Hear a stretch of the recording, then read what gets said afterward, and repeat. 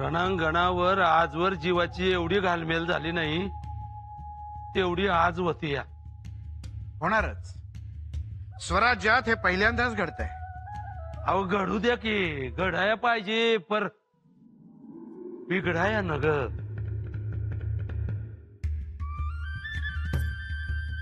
आणि आजवरचा माझा अनुभव असा आहे का वाटणीच्या बाबतीत घडलंय कमी आणि बिघडलंय जास्त.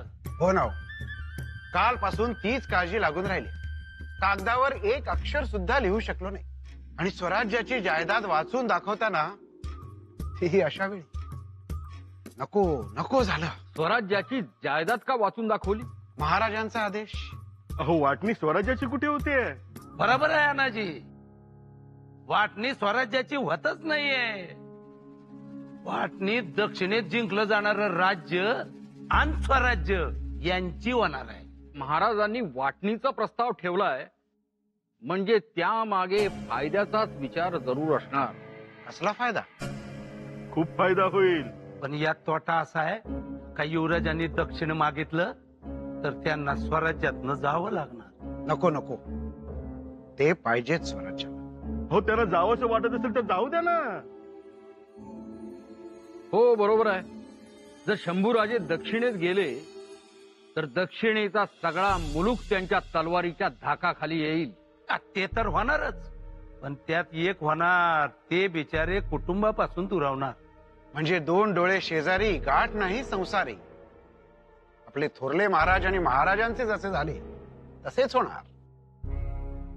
पण दुराव्यातून वितुष्ट येऊ नये. आपले व्यंकोजी राजे जसे लांब लांब. काही तुष्ट बितुष्ट होणार नाही. आबासाहेब आज सर्वच जण चिंतेत आहेत, घरचे आणि बाहेरचे. रायगड सुद्धा काळजीत आहे आणि असणारच. आमचा मित्र आहे तो, सखा. आणि या स्वराज्याचा तर कणाच तो.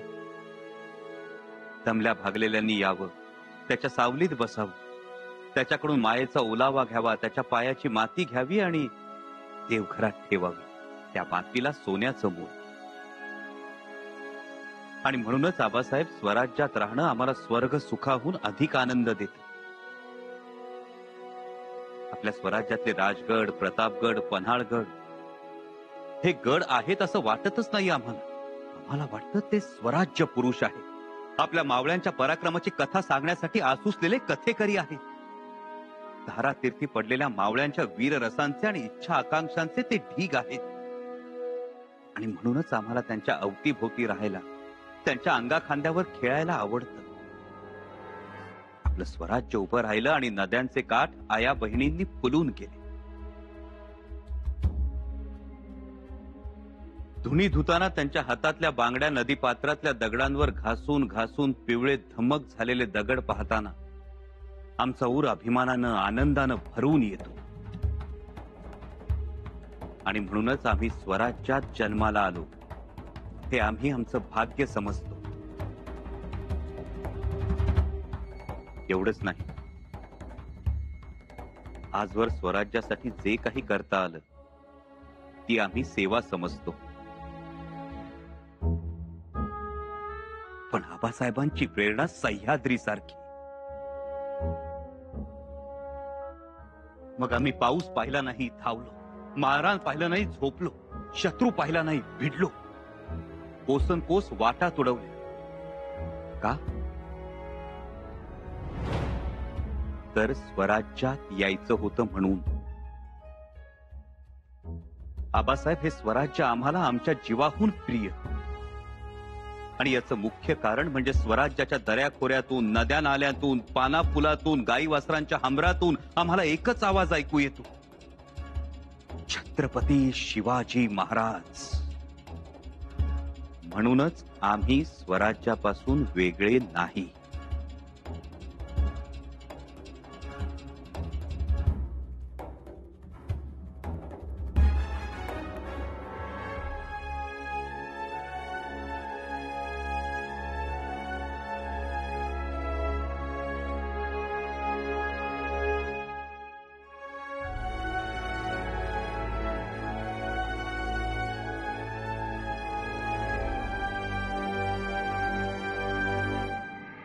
मला वाटतं युवराज धोरणी आहेत. ते रायगडच मागणार, मूळ स्वराज्य.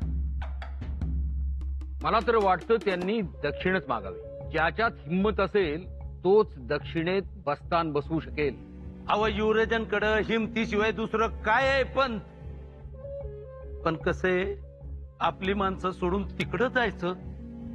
अहो किती बी झालं तरी रायगड म्हणजे सुखाचा आगार.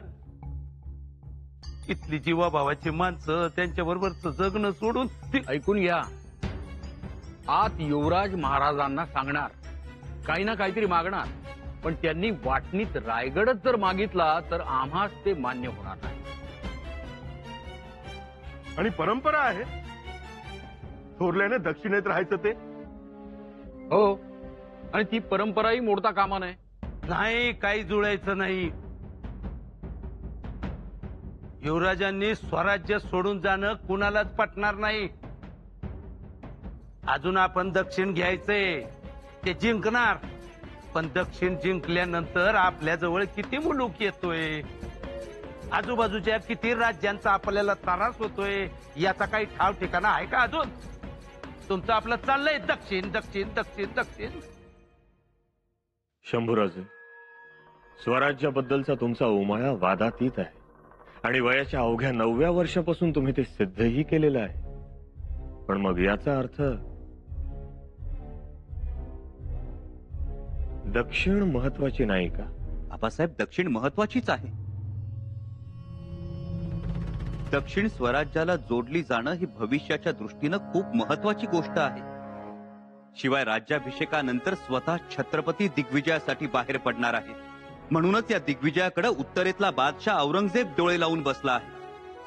राजपूत सुद्धा टाचा उंचावून राणा प्रतापाच्या निष्ठेनं या दिग्विजयाकडे पाहत आहे. इथूनच उभ्या हिंदुस्थानातलं राजकारण बदलणार आहे. म्हणूनच आम्ही सुद्धा सर्वस्व पणाला लावले. दक्षिण अर्थात कर्नाटक हाती यावं म्हणून आमच्या आजोबांची अर्थात थोरल्या महाराज साहेबांची दक्षिण एक हाती राहावं अशी प्रबळ इच्छा होती. त्यांनी खूप प्रयत्न केले त्यासाठी, परंतु दुर्दैवानं आमचे काका महाराज अल्पायुषी ठरले. त्यामुळे आजोबांचं स्वप्न अपूर्ण राहील. त्यामुळे दक्षिण स्वराज्याला जोडणं त्यावेळी शक्य झालं नाही. इकडे स्वराज्य निर्माण झाल्यानंतर दक्षिणेचा प्रदेश स्वराज्याला जोडून एक संध स्वराज्य उभं राहिलं नाही. ते आता उभं राहील. दक्षिणेस आम्ही मोठ्या मायेनं मांडीवर घेऊ, तिचं लालन पोषण करू. कारण त्या मातीत आमच्या काका महाराजांचं रक्त मिसळलं आहे. आमच्या आजोबांचा घाम त्या मातीशी एकरूप झाला आहे.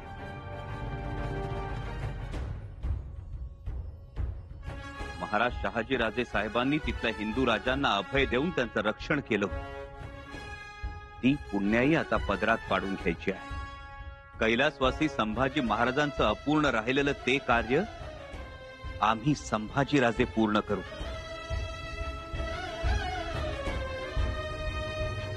म्हणून दक्षिणही आम्हाला तितकीच मोलाची. ती नजरेआड करता येणार नाही. म्हणजे दक्षिण तुम्हाला आवडतं? आबासाहेब, स्वराज्याला महान बनवणारी कोणतीही गोष्ट आम्हाला आवडतेच.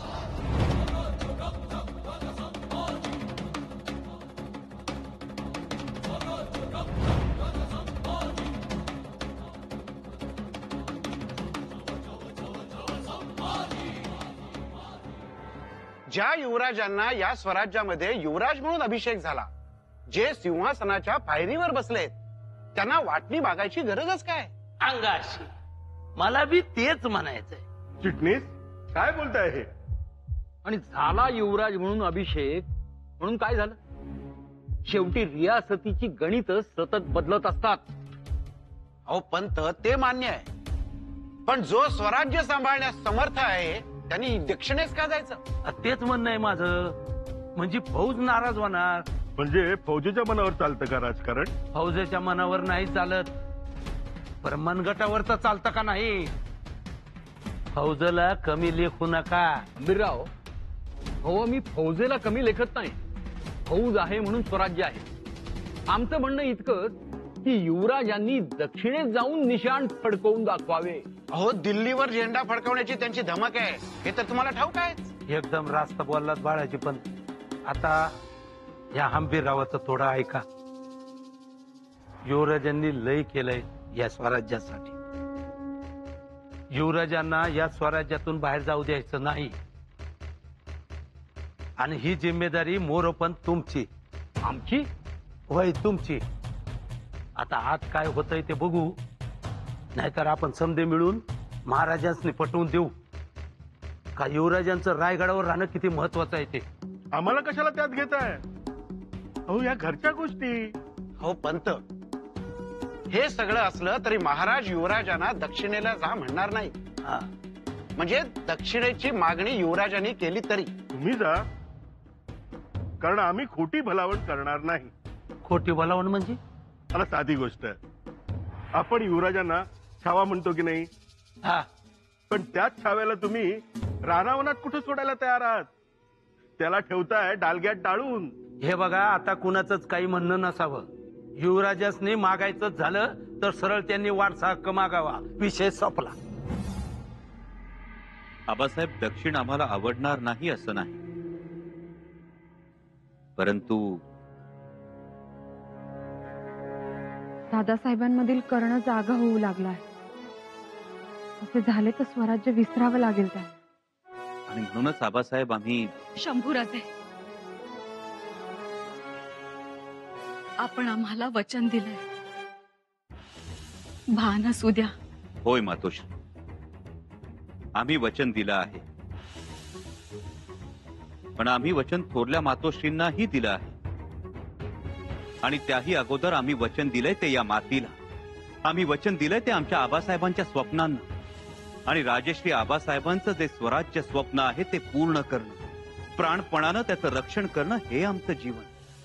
या पलीकडे काहीच नाही. आणि म्हणूनच वाटणीच्या प्रस्तावावर आम्ही जो विचार केला आहे तो आपल्याला सांगतो. शंभूराजे, आधी वाटणीचा निर्णय सांगावा आणि मग त्यामागचा विचार सांगावा. वाटणी तर आम्ही मागणारच.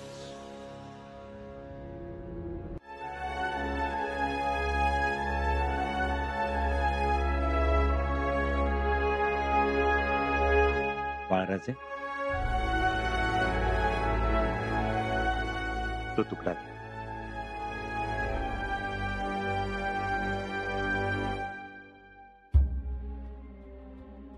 मूळ स्वराज्य. स्वराज्य म्हणजे रयतेचं राज्य. यापूर्वी सुद्धा हिंदुस्थानात अनेक राजे रजवाडे होऊन गेले. ते एकमेकांशी लढले, परकीयांशी लढले, कुणी जिंकले, कुणी हरले. जे जिंकले त्यांचं वर्चस्व रयतेनं मान्य केलं आणि रयत जगत राहिली. पण रयत जगत राहिली ती कधी निराशेनं, कधी उदासीनतेनं. कारण इथं अंमल राजांचा होता, रयतेचा त्यात सहभाग नव्हता. परंतु हे राज्य माझं आहे, हे गडकोट माझे आहेत. ते लढले पाहिजेत, आक्रमण परतवून लावली पाहिजेत, काहीही करून हे राज्य टिकलं पाहिजे आणि त्यासाठी लढलं पाहिजे. हे हिंदुस्थानच्या इतिहासात पहिल्यांदा घडतं आहे ते इथे, मूळ स्वराज्यात. प्राणपणानं लढण्याची आणि आत्मसन्मानाची ज्योत आबासाहेबांनी रयतेच्या अंतःकरणात पेटवली ती इथे. हे मूळ स्वराज्य उभं राहिलं त्याला ही ज्योत कारणीभूत आहे.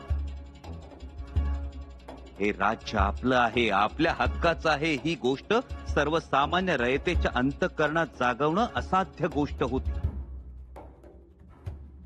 पण आबासाहेबांनी ती साध्य करून दाखवली. बाळराजे,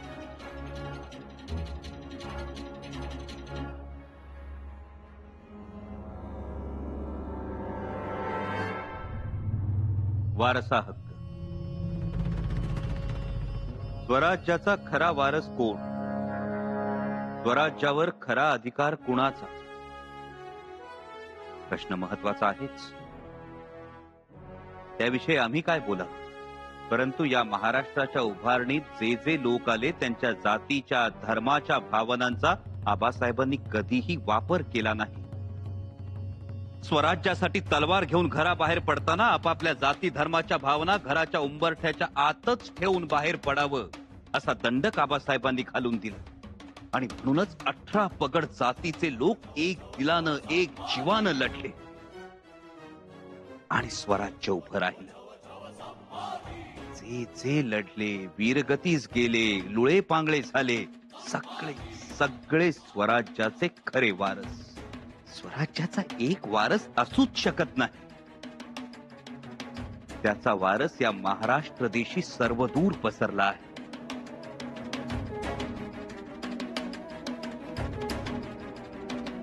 वारस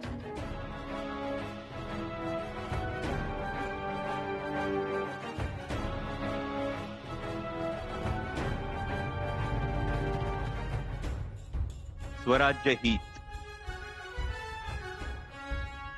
स्वराज्य हित कशात आहे? एकी. स्वराज्य हित कशात आहे? बळकट मुठीतल्या तलवारी आणि त्या तलवारीच्या मागे उभ्या असलेल्या रयतेच्या प्रामाणिक आशीर्वादात. राज्य साधनेत, चोख शासनात, स्वाभिमानाच्या संरक्षणात आणि घरातल्या स्त्रियांच्या खळखळून हसण्यात स्वराज्य हित आहे.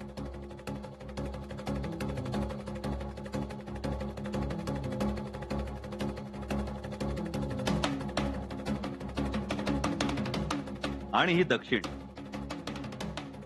अर्थात नव्यानं जिंकला जाणारा प्रदेश, जो राखला जाईल आणि तो राखण्यासाठी तिथे उत्तम कारभार करणं गरजेचं आहे. आम्ही मुद्दामच या सगळ्या गोष्टींची आपल्याशी चर्चा केली, कारण ते गरजेचं होतं. मूळ स्वराज्य, त्यातून निर्माण होणारा वारसा हक्क, या वारसा हक्कातून येणारं स्वराज्य ही, आणि त्यातूनच पुढे आलेला हा दक्षिण वाटणीचा प्रस्ताव, या सगळ्या गोष्टी आमच्या भोवती फिरत होत्या आणि आम्ही या गोष्टींभोवती फिरत होतो. या फिरण्या फिरवण्यातून या मागची बाजू आमच्या समोर आली.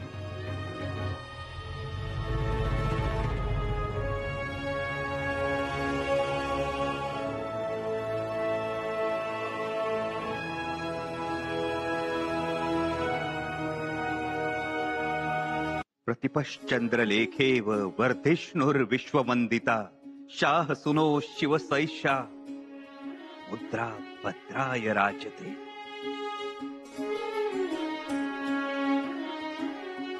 अति सुंदर. पण मग वाटणीचं काय? आबासाहेब, जशी देहाची वाटणी करता येत नाही तशी स्वराज्याची वाटणी अशक्य.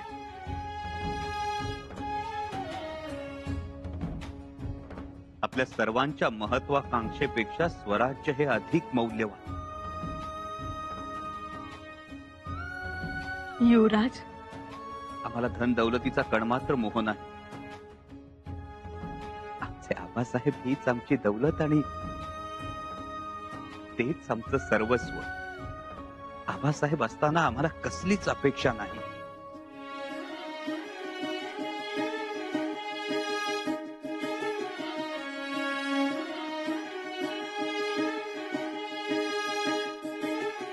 माझ्या लेकरा, काय बोललास रे?